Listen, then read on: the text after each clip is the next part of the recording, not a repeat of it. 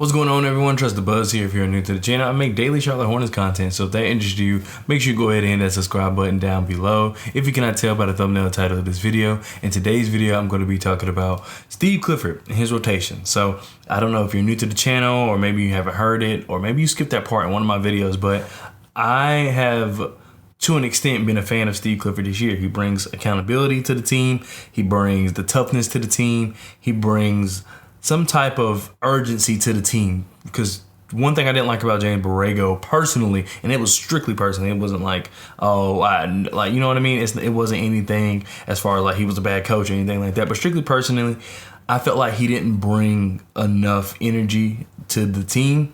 And considering the team already at times lacked energy, you need that coach to kind of be the fire starter. And I feel like Steve Clifford does that in his own way. While it's not like the most effective way, he does it in his own way. And I felt like James Borrego kind of just let guys, I guess, off easy. There wasn't no sense of urgency to him either. And that was just because he was the even keel dude. It had nothing to do with like he's a bad coach. He was the even keel dude. And I just felt like him being the coach, along with the team struggling at times to find their own source of energy, it just wasn't a good mix. That has, like I said, nothing to do with him, and a little bit to do with the team, but it just wasn't a good mix. If you're gonna build a team like that, then you need a coach to kind of counteract that. But anyway, I think Steve Clifford does that in his own right.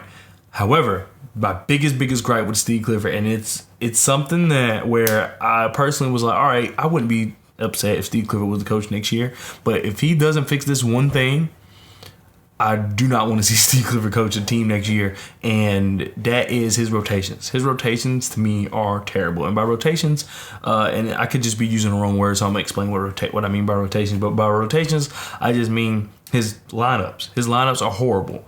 It's the same five every game, which I get it. You haven't seen everybody start, but at that same time, it's just frustrating because it's the same result. Terry Rozier has been playing terrible, and all you talk about is holding guys accountable. I haven't seen you hold Terry Rozier accountable for specifically the way he's been playing on his road trip. He played better last night against the Warriors, but previously, Terry Rozier has just not been good. And that's just the honest truth. And I actually like Terry Rozier. I thought he was going to be a key part of this season, especially with LaMelo out, but he just has not been good. You have guys like that, not playing well. You're just not making any adjustments to the rotation at all, to the lineups at all. Mason Plumlee still starts, but I get it. I know why. And also, Mason Plumlee may just be the best center on the team right now. Nick Richards gets minutes one game and doesn't get the next game. And then it's not like he plays horrible to make that make sense. So I get it. If you're trying to teach him a lesson or whatever, he plays horrible, fine. Let's not play him next game, or let's play him limited minutes, whatever. Nick Richards would do he would have like a double off the bench, and then like in one game play 25 minutes, and then the next game play 12, play 15. Doesn't make any sense. It doesn't seem to be any logic behind anything he does, and it's unfortunate that and I said in a previous video I just recorded it. I don't know when that video is gonna come out, but it's about Mark Williams minutes. It's unfortunate that a lot of times we don't get to see the young guys unless someone's injured. And I'm not saying the young guys have to play 30 minutes a game, even though I would like that, but I get it.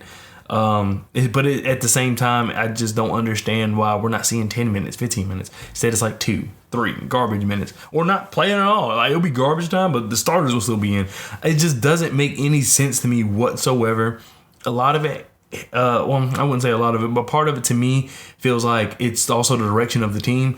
No one knows what the Hornets are going to do. We have an idea what they should do. We have an idea kind of what they might do, but no one knows for sure. No one has like an indicator of what the Hornets are going to do. So that also makes it hard to judge what Steve Clifford is doing with these lineups. Is he trying to build guys trade value up? Not him specifically, but was he told that? I don't know, but it's just frustrating to watch because he said at the beginning of the season he likes to wait 20 games in or something like that. Well, we're more than 20 games in. I believe the Hornets have played 35 games, so we're almost halfway through the season.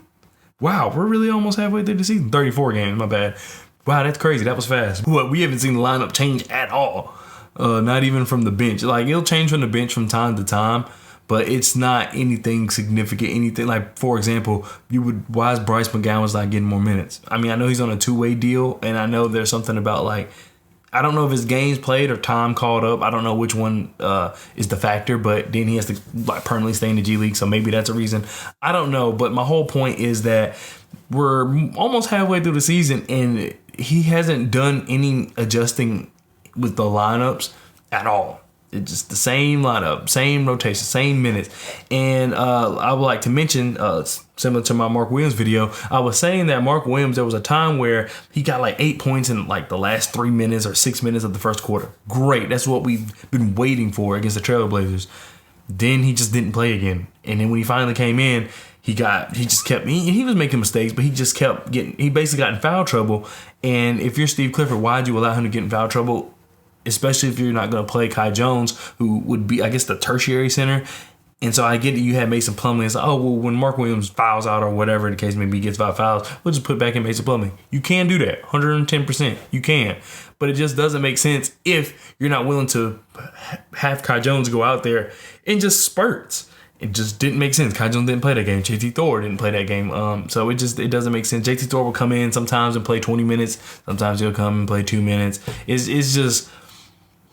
I feel like if he said that he looks to change the lineup based on performance, 100% get it, value it. I value that opinion.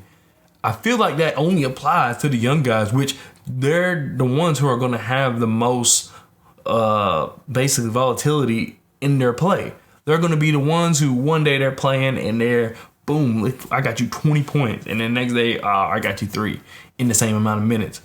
That's literally what you could expect from the young guys. So it just doesn't make sense to me that I feel as though that's only applicable to the young guys and not to the starters. Kelly Oubre has been playing his butt off, I think Kelly Oubre has been playing his butt off, even though his numbers may not support that.